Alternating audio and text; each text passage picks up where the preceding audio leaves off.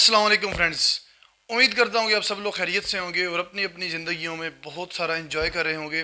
तो बेसिकली हम लोग फिफ्थ चैप्टर के अंदर सॉलिड्स की प्रॉपर्टीज़ पढ़ रहे थे। सॉलिड्स कितनी टाइप्स के होते हैं ये आज हमने पढ़ना है। बेसिकली ये हमारा आज टॉपिक है कि सॉलिड्स की कितनी टाइप्स हैं और कौन कौन सी टाइप्स हैं और उनके आगे हम एग्जाम्पल्स देखेंगे। इसके बाद हमारे पास सॉलिड्स की एक प्रॉपर्टी रह गई है, एलोट्रोपी है। इंशाल्लाह हम वो नेक्स्ट लेक्चर में करेंगे और इसी के साथ ही हमारा चैप्टर ख़त्म हो जाएगा। तो आइए चलते हैं अपने टॉपिक पे। सबसे पहले है टाइप्स ऑफ सॉलिड। सॉलिड की कितनी टाइप्स होती हैं। बेसिकली हम जितने भी सॉलिड्स देखते हैं, ये मार्कर देख रहे हैं, ये बोर्ड देख रहे हैं, इसके अलावा कोई भी चीज़ जो आपको सॉलिड नज़र आती है वो केमिस्ट्री के अंदर दो फॉर्म्स में एग्जिस्ट करती है। सही है।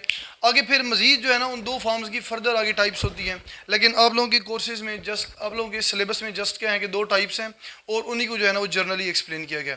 तो कहते हैं कि on the basis of journal appearance solids can be classified into two types. Journal appearance means कि पहली नज़र में आप देखते हैं या पहली नज़र में जो चीज़ आपको नज़र आती है, आपको जो चीज़ सामने नज़र आ रही है उसे क्या बोलते हैं, जर्नल अपीयरेंस बोलते हैं। कि आपको सामने जो चीज़ नज़र आ रही है उसकी बेस पे हम सॉलिड्स को टू टाइप्स में डिवाइड करते हैं। पहली है एमॉर्फस सॉलिड्स और दूसरा है क्रिस्टलाइन सॉलिड्स। एमॉर्फस सॉलिड्स कौन से होते हैं, इनकी डेफिनेशन देखेंगे, इनकी कुछ प्रॉपर्टीज़ देखेंगे और फिर एग्जाम्पल, इसी तरह क्रिस्टलाइन सॉलिड के भी। तो सबसे पहले एमॉर्फस सॉलिड डेफिनेशन देखते हैं।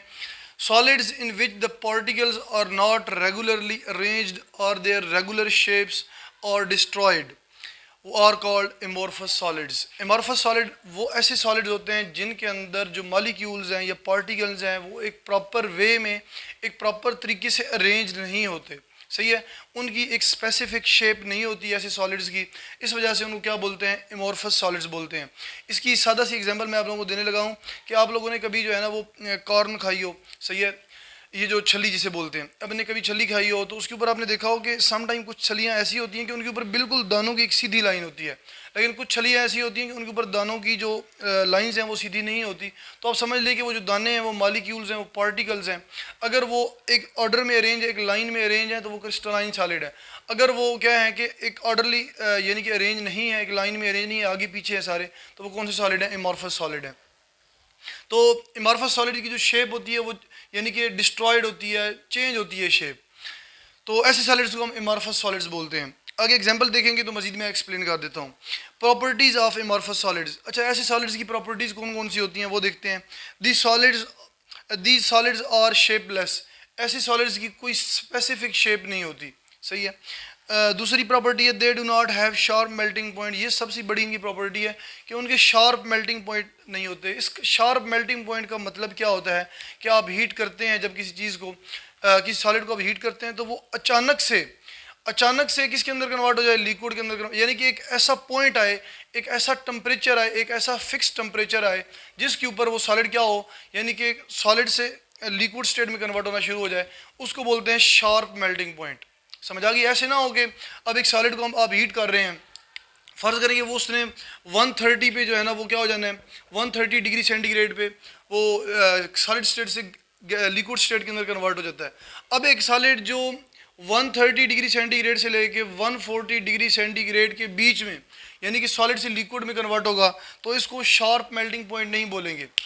लेकिन अगर वो एग्जैक्टली 130 डिग्री सेंटीग्रेड पे मेल्ट हो रहा है, सॉलिड से लिक्विड फॉर्म में कन्वर्ट हो जा रहा है, तो ये क्या होगा, एक शार्प मेल्टिंग पॉइंट होगा। जस्ट एक ही मेल्टिंग टेम्परेचर होगा।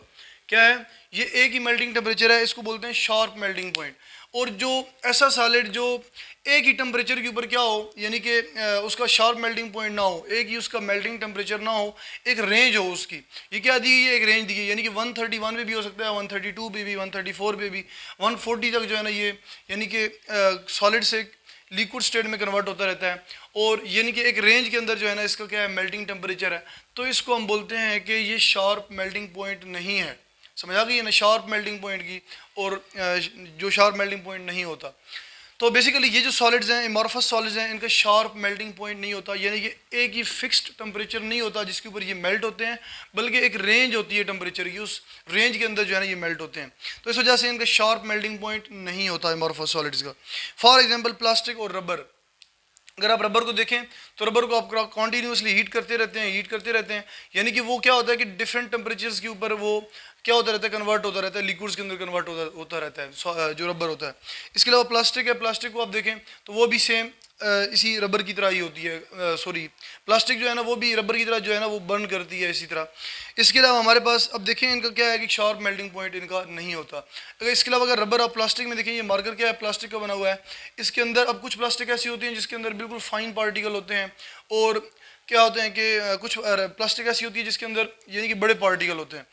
तो इसका मतलब ये होता है कि ये जो पार्टिकल्स होते हैं प्लास्टिक के अंदर, ये कॉन्टीन्यूसली या रेगुलरली अरेंज नहीं होते, ये इरेगुलरली अरेंज होते हैं। इस वजह से जो प्लास्टिक है ये कौन सा सॉलिड है, ये एमॉर्फस सॉलिड है। उसके बाद हमारे पास सेकंड टाइप है क्रिस्टलाइन सॉलिड। क्रिस्टलाइन सॉलिड जैसा कि नाम से ही पता चल रहा है कि क्रिस्टल की फॉर्म में जब भी कोई सॉलिड एग्जिस्ट करेगा, क्रिस्टल्स की फॉर्म में यानी कि छोटे छोटे दानों की फॉर्म में एग्जिस्ट करेगा, और वो दाने उनकी एक स्पेसिफिक शेप होगी, तो उनको हम क्या बोलते हैं, क्रिस्टलाइन सॉलिड बोलते हैं। डेफिनेशन के solids in which particles are arranged in definite 3 dimensional pattern और कॉल्ड क्रिस्टलाइन सॉलिड। एक ऐसा सॉलिड जिसका एक मॉलिक्यूल अगर आप लें, ठीक है, उसका मॉलिक्यूल जो होगा वो क्या होगा कि उसकी 3 डायमेंशनल शेप होगी। अब 3 डायमेंशनल शेप का मतलब क्या होता है ये भी समझ लें। 3 डायमेंशनल शेप का मतलब होता है कि 3 डायमेंशन है उसके अंदर, लेंथ, विड्थ और हाइट। अगर आप पूरे रूम को देखें तो पूरा रूम जो है ना ये 3 डायमेंशनल होता है। 3 डायमेंशनल फिजिकल चीज़ों को बोलते हैं जिसको आप देख सकते हैं रियलिटी में। अब फर्ज करें ये रूम है, इसकी क्या है, 3 डायमेंशन है, इसकी लेंथ भी है, इसकी विड्थ भी है और इसकी हाइट भी है, तो इसके 3 डायमेंशन है।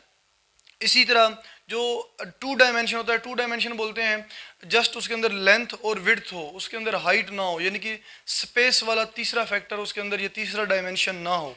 फर्ज करें उसकी एग्जांपल देता हूँ आप लोगों को, ये जो हमारे पास जो पेज होता है, कॉपी का पेज होता है या बुक का पेज होता है, ये क्या होता है, ये 2 डायमेंशनल होता है। इसकी जस्ट लेंथ होती है और क्या होती है, विड्थ होती है, और इसकी हाइट क्या होती है, नेग्लिजिबल होती है, यानी आप कह सकते हैं जनरली कह सकते हैं कि इसकी हाइट नहीं होती, और ये पेज क्या होता है, 2 डायमेंशनल होता है।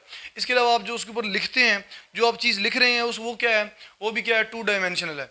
तो 3 डायमेंशन क्या होता है कि आपके पास तीनों डायमेंशन हो, लेंथ, विड्थ और हाइट। और जो क्रिस्टलाइन सॉलिड्स होते हैं ये 3 डायमेंशनल पैटर्न में एग्जिस्ट करते हैं। इनके जो मॉलिक्यूल्स होते हैं वो 3 डायमेंशनल होते हैं ऐसे। ये आपके पास क्या है, एक क्यूब है, यानी कि ये क्या है, एक 3 डायमेंशनल है, सही है। जिस तरह रूम होते हैं ना, इस तरह ये भी क्या है, एक कंटेनर है, और ये क्या है, ये 3 डायमेंशनल है। इसकी लेंथ, ये क्या है, इसकी विड्थ है, ये क्या है, इसकी हाइट है, और ये क्या है, इसकी विड्थ है। तो इस तरह इसकी लेंथ, विड्थ, हाइट, ये तीनों जो है ना इसकी क्या है, डायमेंशन है इसके। तो इस तरह जो क्रिस्टलाइन के मॉलिक्यूल होते हैं वो भी, उनकी भी शेप क्या होती है, 3 डायमेंशनल होती है। और दूसरी मज़े की बात है, ये इनके जो पैटर्न होता है वो रेगुलरली अरेंज होते हैं। ये इनके जो पार्टिकल हैं वो रेगुलरली अरेंज होते हैं। जिस तरह मैंने एक आपको छली की एग्जांपल दी, कॉर्न की, पॉपकॉर्न की एग्जांपल दी आपको, कि उसके अंदर जो है ना एक लाइनिंग होती है, ठीक है, वो क्या होती है, बिल्कुल सीधी अगर लाइन हो तो वो क्या होते हैं, यानी कि एक रेगुलरली अरेंज होते हैं पार्टिकल। उसके अंदर भी जो उसके दाने हैं वो रेगुलरली अरेंज होते हैं। इस वजह से आप कह सकते हैं कि वो क्रिस्टलाइन सॉलिड। तो ये एक एग्जांपल, जनरली एग्जांपल दे रहा हूँ, वो है नहीं क्रिस्टलाइन सॉलिड, ऐसे नहीं है कि वो आप उसे रियलिटी में क्रिस्टलाइन सॉलिड समझ लें। ये आपको एक समझाने की यानी कि मिसाल दी है समझाने के लिए कि क्रिस्टलाइन सॉलिड ऐसे होते हैं, रेगुलरली अरेंज होते हैं, और एमॉर्फस सॉलिड जो होते हैं वो रेगुलरली अरेंज नहीं होते। अच्छा, प्रॉपर्टीज ऑफ क्रिस्टलाइन सॉलिड देखें तो दे हैव डेफिनेट सर्फेसेज और फेसेस। इनके जो शेप होती है उसके अंदर स्पेसिफिक फेसेस होते हैं। 2 फेसेस हो गए, 3 फेसेस, 4 फेसेस, 5 फेसेस, इस तरह जो है ना फेसेस होते हैं। अब इसके अंदर देखें तो ये सामने वाला एक फेस है, ये आपको एक नज़र आ रहा है, ये एक वाला फेस, ये एक फेस है, ये दूसरा फेस है, ये नेक्स्ट वाला चौथा फेस है। तो इसके अंदर टोटल कितने फेसेस हो गए हैं, इसके अंदर टोटल आपके पास, हमारे पास 1 2 3 4, ठीक है ना। तो इसके अंदर कितने फेसेस बन रहे हैं, इसके अंदर 4 फेसेस ये हो गए, 5वां ऊपर वाला और 6ठा नीचे वाला, तो टोटल 6 फेसेस हैं इसके अंदर, क्यूब के अंदर। एक क्यूब के कितने फेसेस होते हैं, 6। तो इसके कितने फेसेस हो गए हैं, 6 फेसेस। इसी तरह कुछ सॉलिड ऐसे होते हैं जो टेट्राहीड्रल होते हैं, उनके अंदर 4 फेसेस होते हैं। कुछ ऐसे होते हैं जिनके अंदर 5 फेसेस होते हैं। यानी कि ये किस फॉर्म में होते हैं, इनके डेफिनेट फेसेस होते हैं, सरफेसेस होती हैं डेफिनेट। अब क्या है, ये अगर आप इसको देखें, मैं इसको लाइनिंग करने लगा हूँ इसको इस तरह, ये क्या होगा, ये एक फेस होगा जिसको मैंने क्या कर दिया, फिल कर दिया, या एक सरफेस होगी स्पेसिफिक डेफिनेट, सही है। तो इस तरह जो क्रिस्टलाइन सॉलिड्स होते हैं इनकी डेफिनेट सर्फेसेज या क्या होते हैं, फेसेस होते हैं, where each face have definite angle with each other. अब यहाँ पे आप देखें तो मैं अगेन बनाने लगा हूँ इसको, इसके अंदर क्या होता है कि एंगल्स होते हैं स्पेसिफिकली। अब ये क्या है आपके पास, फर्ज करें ये वाला पॉइंट है, ये आपके पास लेंथ है, ये सॉरी लेंथ है, हाइट है, ये हाइट है, ये विड्थ है और ये लेंथ है। तो इसका इसके साथ क्या होगा, एंगल होगा। इसका इसके साथ भी क्या होगा, एंगल होगा। इस तरह एक फेस जो होगा वो दूसरे फेस के साथ क्या शो करेगा, एंगल शो करेगा।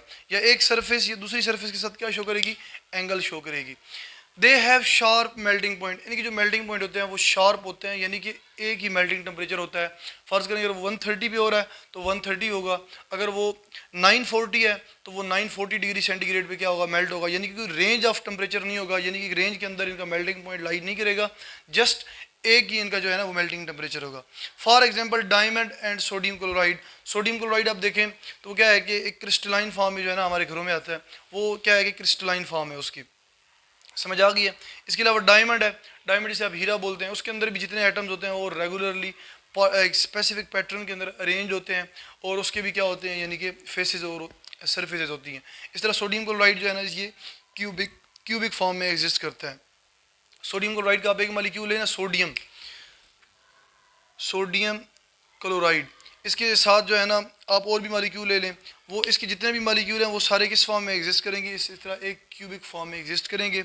और इस तरह क्यूबिक फॉर्म के अंदर फर्दर आगे इनके फेसेस होते हैं और एंगल्स होते हैं, और ये सारे फेसेस और एंगल्स आप लोग डिटेल में एफएससी लेवल पे जाके पढ़ेंगे। ये जस्ट कुछ प्रॉपर्टीज़ थी इनकी जो मैंने जनरली डिस्कस की, आप लोगों की जो सिलेबस में जितना था मैंने उसको इतना ही डिस्कस किया है। तो इंशाल्लाह मिलते हैं नेक्स्ट लेक्चर में। उम्मीद करता हूँ ये सारी चीज़ें आप लोगों को समझ आ चुकी हैं और बहुत ही आसान चीज़ें हैं, कोई इतनी डिफ़िकल्ट नहीं है। सिंपल एग्जांपल देके समझाता हूँ ताकि आप लोगों को आसानी से इन चीज़ों का जो है ना कॉन्सेप्ट आ जाए, बेसिक कॉन्सेप्ट आ जाए। आप लोगों के लेवल पे चीज़ों को इतना एक्सप्लेन नहीं किया जाता, बहुत ही डेप्थ में नहीं जाया जाता, क्योंकि आप लोगों को जो है ना फिर अंडरस्टैंडिंग की प्रॉब्लम आ जानी है, क्योंकि आप लोगों का लेवल अभी बहुत छोटा है। जितनी चीज़ें बुक के अंदर लिखी हुई हैं मैं इतनी हद तक समझाता हूँ, इससे आगे नहीं जाता मैं, क्योंकि इससे आगे जाऊँ तो फिर आप लोगों को जो है ना वो अंडरस्टैंडिंग नहीं होनी और फिर मेरा यहाँ पे पढ़ाने का मकसद जो है ना वो कंप्लीट नहीं होना। तो आप लोगों को यहाँ पे जो मेन मकसद है वो नोट्स प्रोवाइड करना है और जितना बुक के अंदर लिखा हुआ है उसके अकॉर्डिंगली आप लोगों को कॉन्सेप्ट के साथ लेके चलना है। तो ये मेरा मोटिव है और इंशाल्लाह जो है ना जब हम एफएससी लेवल पे जाएंगे तो वहाँ पे चीज़ें जो है ना वो ब्रॉड हैं, थोड़ी सी डिटेल में हम जाएंगे, और जब एफएससी से ऊपर जाएंगे तो फिर वहाँ पे जो है ना चीज़ें और ज़्यादा एक्सप्लेन करूँगा इंशाल्लाह। तो मेरे साथ जुड़े रहिएगा, इंशाल्लाह मिलते हैं नेक्स्ट लेक्चर में। तभी तक अपना बहुत सारा ख्याल रखिएगा। ओके, अल्लाह हाफिज़।